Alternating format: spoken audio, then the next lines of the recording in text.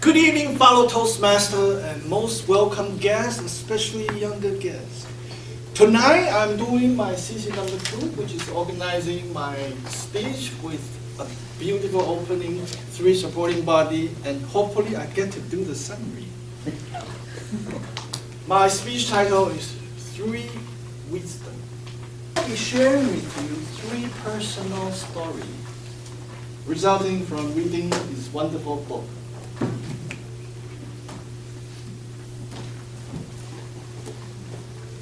In 2003, I was starting my own business. PC Fix Now. I go to people's home and fix their computer, build their website, and charge them money. I was excited. I want to build my business. By the way, our little friend here, 2003, how old were you? What? I'm that old? My God!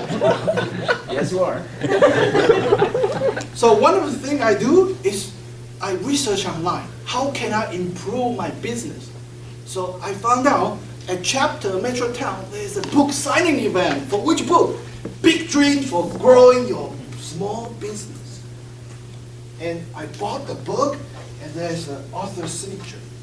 May 5th, 2003. And inside this book, it talks about how to grow your business, how to manage your finance, how to get more customers. And one of it is joining a Toastmaster. And here I'd like to share some interesting points with you. How to deliver a dynamic presentation. Body language, using the floor space, avoid using notes, being energetic, changing your tones, varying your speed, maintaining eye contact, using props, quoting example, answering questions from the audience, using quotes, humor, speaking in a language the audience can relate to, something easy to understand. Now, knowledge is power only when you can apply action. And one of the page, there's a checklist on things you can do. I could improve my communication skill and increase my profile by, number 1, joining a Toastmaster to improve oral and presentation skill. 16 years later, I am still here. Not only I'm taking action from the book, I am not giving up.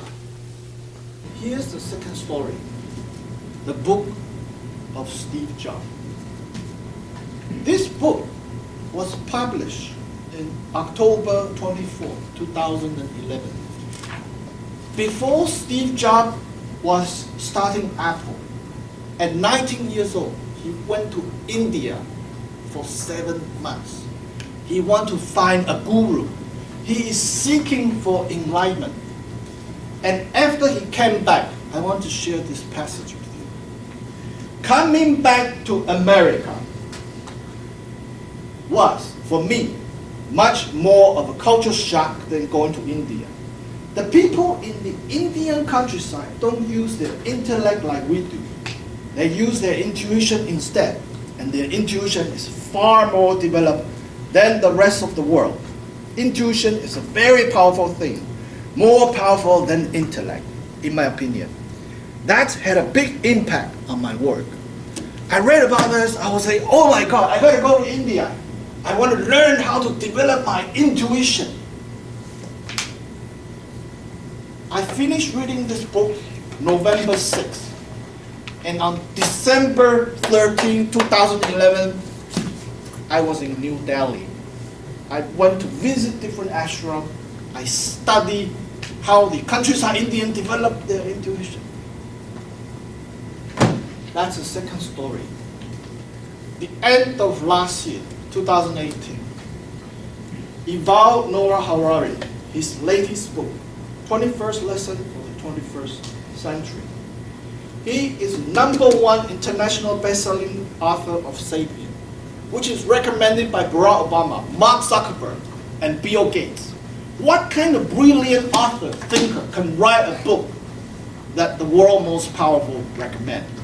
Now in this book, in the final chapter, brilliant wisdom.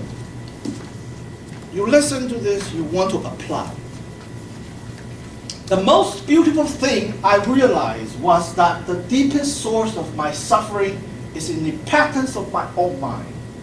When I want something and it doesn't happen, my mind reacts by generating suffering. Since the first course, Vipassana meditation, in 2000, I began meditating for 2 hours every day. And each day, each year, I take a long meditation retreat of a month or 2. It's not an escape from reality, it is getting in touch with reality. June 5th, I'm going to the Vipassana course. Summary. Knowledge is power. Knowledge plus action is more powerful. Knowledge plus action plus your perseverance. Not giving up. Great. It's the most powerful. Thank you.